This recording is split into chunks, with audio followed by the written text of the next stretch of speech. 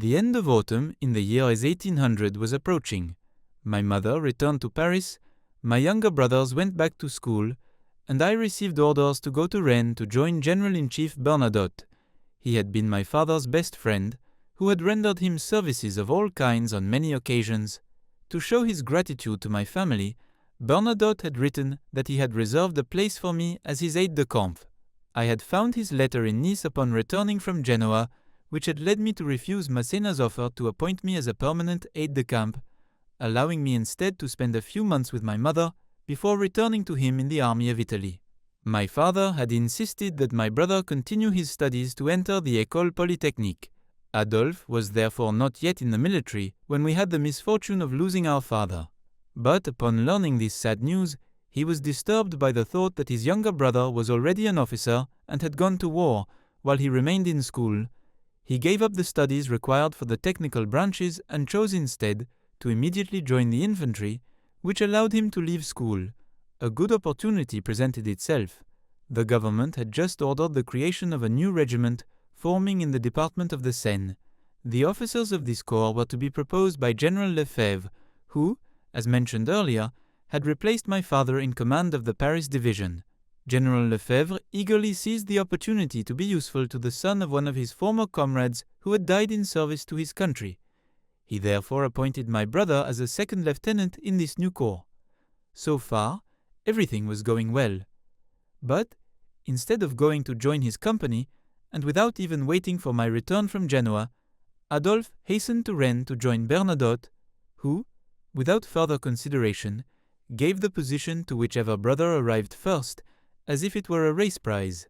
So, when I joined the staff of the Army of the West in Rennes, I learned that my brother had received the brevet of permanent aide-de-camp to the General-in-Chief, and that I was only an acting aide-de-camp, that is, provisional. This disappointed me greatly, for had I expected it, I would have accepted General Masséna's proposal, but it was too late. In vain, General Bernadotte assured me that he would obtain an increase in the number of his aides-de-camp. I did not believe it, and understood that before long I would be sent elsewhere. I have never approved of two brothers serving together on the same staff or in the same regiment, as they always end up harming each other. You will see that in the course of our careers, this happened often. Bernadotte's staff at that time consisted of officers who almost all rose to high ranks. 4 of them were already colonels, namely Gérard, Maison, Willat, and Morin. The most remarkable was unquestionably Gérard. He had many talents, bravery, and a strong instinct for war. Being under Marshal Grouchy's orders on the day of the Battle of Waterloo, he gave excellent advice that could have secured us the victory. Maison became a marshal, then Minister of War under the Bourbons. Willat became a divisional general under the Restoration. The same happened for Morin. The other aides-de-camp of Bernadotte were squadron leaders Chalopin, who was killed at Austerlitz, Mergy, who became a brigadier general. Captain Morin, brother of the colonel, also became a brigadier general, as did second lieutenant Willat. My brother Adolphe, who became a brigadier general, completed the group of permanent aides-de-camp. Finally, Morin, brother of the two former, who became a colonel, and I were both supernumerary aides-de-camp. Thus, out of 11 aides-de-camp attached to Bernadotte's staff, 2 became marshals, 3 became lieutenant generals, 4 were brigadier generals, and 1 died on the battlefield. In the winter of 1800, Portugal, supported by England, having declared war on Spain, the French government resolved to support the latter. Consequently, it sent troops to Bayonne, Bordeaux, and assembled at Tours the grenadier companies of numerous regiments scattered throughout Brittany and the Vendée. This elite corps, numbering between 7,000 and 8,000 men, was to form the reserve of the so-called Army of Portugal, which Bernadotte was to command. This general was to establish his headquarters at Tours, where his horses and equipment were sent, as well as those of the officers attached to his person. But the general, both to receive the final orders from the first consul and to escort Madame Bernadotte, had to go to Paris, and as is customary in such cases, during the general's absence, the officers of his staff obtained permission to go bid farewell to their families. It was decided that all the permanent aides-de-camp could go to Paris, and that the supernumeraries would accompany the equipment to Tours, to supervise the servants, pay them each month, liaise with the war commissioners for the distribution of forage, and arrange accommodation for this large number of men and horses. This unpleasant duty thus fell to Lieutenant Morin and me, who did not have the advantage of being permanent aides-de-camp. We made, in the harshest part of winter and on horseback, through dreadful weather, the 8 long stages separating Rennes from Tours, where we had all kinds of trouble establishing the headquarters. We had been told that it would remain there at most 15 days, but we stayed for 6 long months, horribly bored, while our comrades were enjoying themselves in the capital. That was a foretaste of the disadvantages I experienced being a supernumerary aide-de-camp. Thus ended the year 1800, during which I had experienced so many moral and physical hardships. The city of Tours was then very well populated. People liked to have fun there, and although I received numerous invitations, I accepted none. The attention I paid to supervising the large number of men and horses fortunately gave me a lot of occupation. Otherwise, the isolation in which I lived would have been unbearable. The number of horses belonging to the General-in-Chief and his staff officers exceeded 80, and all were at my disposal. I rode 2 or 3 each day and took long rides around Tours, which, though solitary, had great charm for me and offered sweet distractions. However, the first consul had changed his plans regarding the army of Portugal. He entrusted the command to General Leclerc, his brother-in-law, and kept Bernadotte in command of the army of the West. Consequently, the staff, which my brother and the other aides-de-camp had just rejoined in Tours, received orders to return to Brittany and move to Brest, where the commander-in-chief was going to be. The distance from Tours to Brest is considerable, especially when travelling in daily stages, but since it was the fine season, and we were many and young, the journey was quite cheerful. Unable to ride on horseback due to an accidental injury to my hip, I took a place in one of the commander-in-chief's carriages. We found him again in Brest. The roadstead of Brest then held not only a very large number of French ships, but also the Spanish fleet, commanded by Admiral Gravina, who was later killed at the Battle of Trafalgar, where the combined fleets of France and Spain fought against England's, commanded by the famous Nelson, who perished that day. At the time of our arrival in Brest, the 2 allied fleets were intended to transport General Bernadotte and numerous landing troops, both French and Spanish, to Ireland. But while waiting for this expedition, which never happened, the presence of so many land and sea officers made the city of Brest very lively. The commander-in-chief, the admirals, and several generals held receptions every day. The troops of both nations got along very well, and I made the acquaintance of several Spanish officers. We were quite comfortable in Brest when the commander-in-chief decided to transfer headquarters back to Rennes, a very dull city, but more centrally located for command. Hardly had we settled in when what I had foreseen happened. The first consul reduced the number of aides-de-camp the commander-in-chief was allowed to keep. He could have only 1 colonel, 5 junior officers, and no more provisional officers. Consequently, I was notified that I was to be assigned to a regiment of light cavalry. I would have accepted this had it been to return to the 1st Hussars, where I was known and wore the uniform. But I had left the unit more than a year before. The colonel had replaced me, and the minister sent me a commission to serve in the 25th Chasseurs à Cheval, which had just entered Spain and was heading toward the borders of Portugal, near Salamanca and Zamora. I then felt even more bitterly the wrong Bernadotte had done me, for without his misleading promises, I would have joined Marshal Masséna as a regular aide-de-camp in Italy or resumed my place with the 1st Hussars. I was therefore quite dissatisfied, but I had to obey. Once the first fit of bad mood had passed, they pass quickly at that age, I was eager to set out to distance myself from General Bernadotte, whom I believed I had reason to resent. I had very little money, and my father had often lent some to this general, especially when he acquired the estate of Lagrange. But although he knew that the son of his friend, barely recovered from a recent injury, was about to cross a large part of France and all of Spain, and also had to renew his uniforms, he did not offer to lend me a penny, and for nothing in the world would I have asked him. But fortunately for me, my mother had in Rennes an elderly uncle, Mr. de Verdal, de Grugnac, a former major in the Penthièvre infantry regiment. It was with him that my mother had spent the early years of the Revolution. This old man was a bit eccentric, but very kind. Not only did he advance me the money I badly needed, but he also gave me some from his own purse. Although at that time the chasseurs wore the dolman of the hussars, except that it was green, I was unreasonable enough to shed a few tears when I had to leave the Berchény uniform and give up the title of hussar to become a chasseur. My farewell to General Bernadotte was rather cold.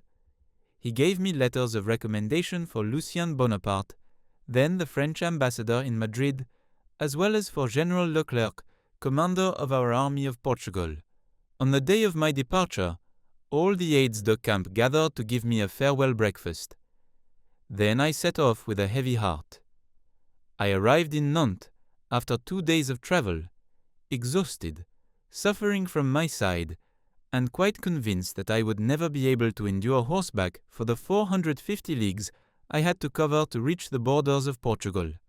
I happened to find at the home of a former classmate from Corrèze, who lived in Nantes, a Spanish officer named Don Rafael, who was returning to his regiment's depot in Extremadura, and it was agreed that I would guide him to the Pyrenees, and that he would then take charge of the journey we were to make together. We travelled by stagecoach through all of Vendée, where almost every town and village still bore traces of fire, although the civil war had ended 2 years earlier. These ruins were painful to see. We visited La Rochelle, Rochefort, and Bordeaux. From Bordeaux to Bayonne, we travelled in a sort of 4-seat coach that moved only at a walking pace through the sands of the Landes. We often got out and, walking cheerfully, would rest under a group of pine trees. Then, sitting in the shade, Don Rafael would take his mandolin and sing. We took 5 or 6 days to reach Bayonne this way. Before crossing the Pyrenees, I had to report to the commanding general in Bayonne. His name was Ducos. He was an excellent man who had served under my father. Out of concern for me, he wanted to delay my entry into Spain by a few days, having just learned that a band of thieves had robbed travelers not far from the border.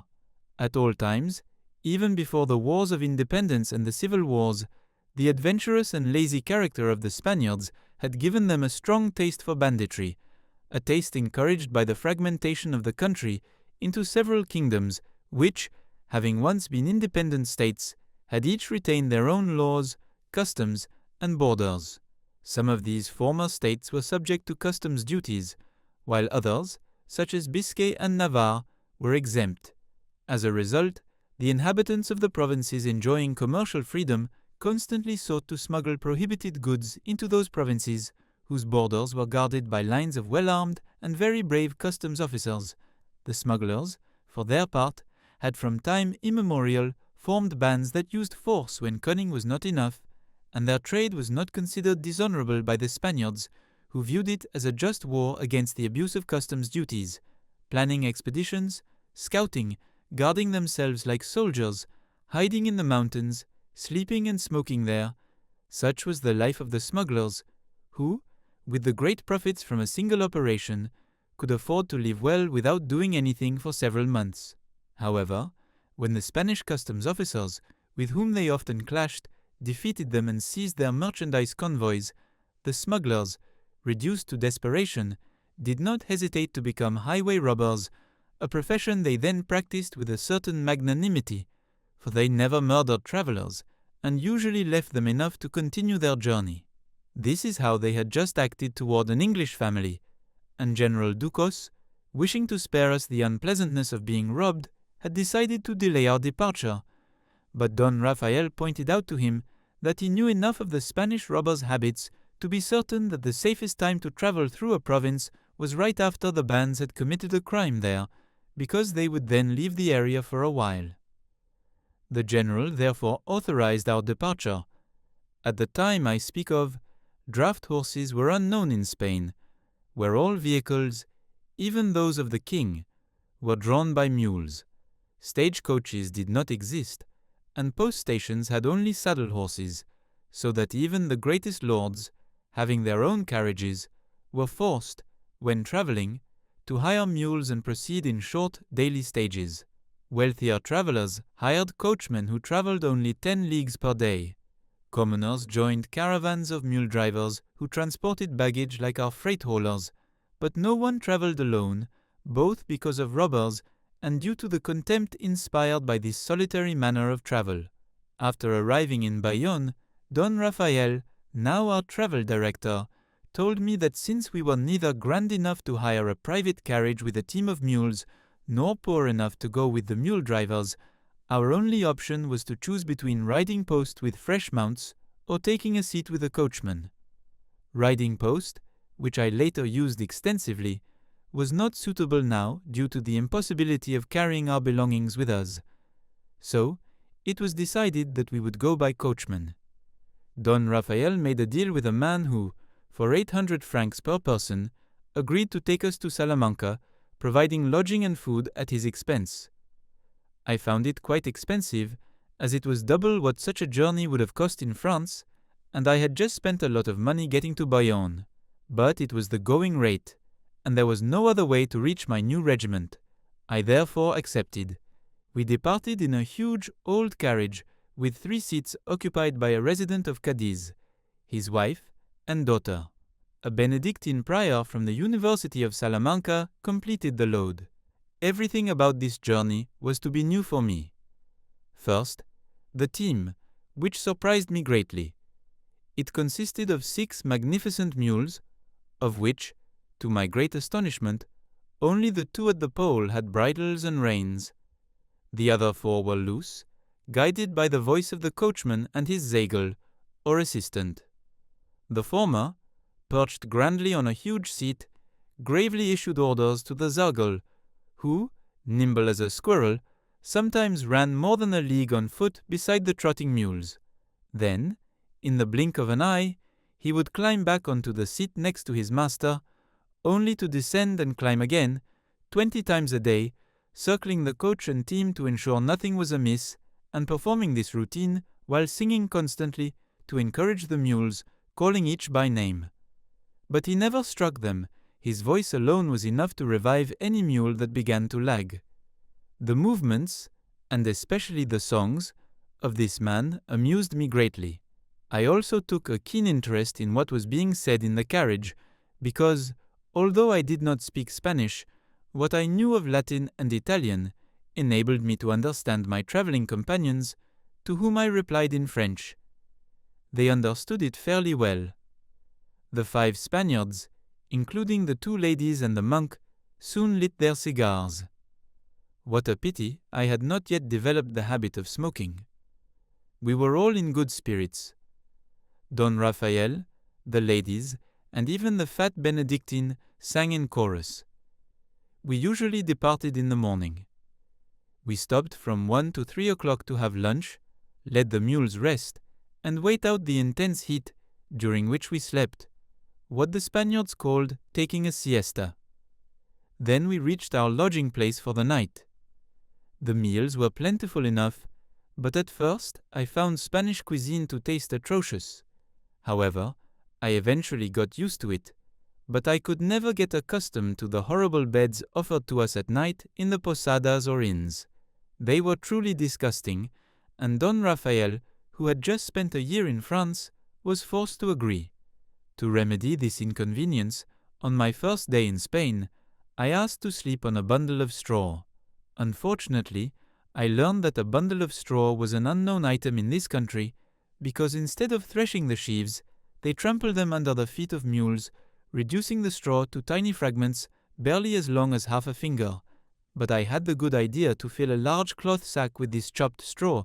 Then, placing it in a barn, I lay on it wrapped in my coat, thus avoiding the vermin that infested the beds and rooms.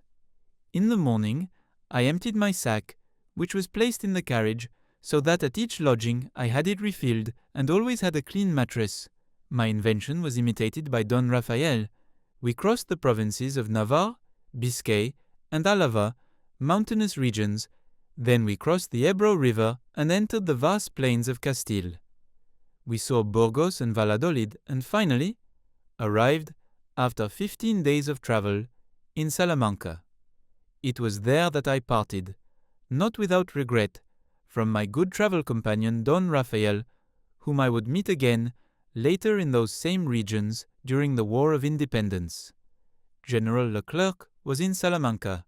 He received me warmly and even offered that I stay with him as an aide-de-camp attached to his staff.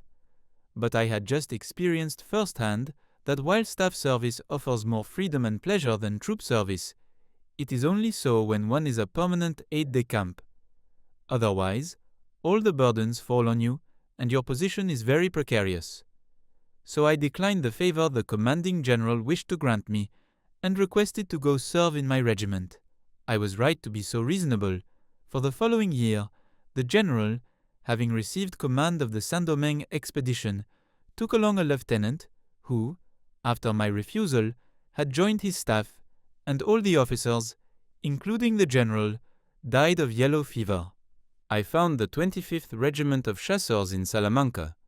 The colonel, Mr. Moreau, was an old and very kind officer. He received me very well, as did my new comrades, and after a few days, I was on good terms with all. I was introduced to the society of the town, for at that time, the position of the French was as pleasant as could be in Spain, and entirely the opposite of what it would become later. Indeed, in 1804, we were allies of the Spaniards. We came to fight for them against the Portuguese and the English, so they treated us as friends. French officers were housed with the wealthiest residents. Everyone wanted to host them. They were welcomed everywhere and overwhelmed with invitations. Thus admitted into the homes of Spaniards, we were able, in a short time, to get to know their customs far better than the officers who only came to the peninsula during the War of Independence could ever do in several years.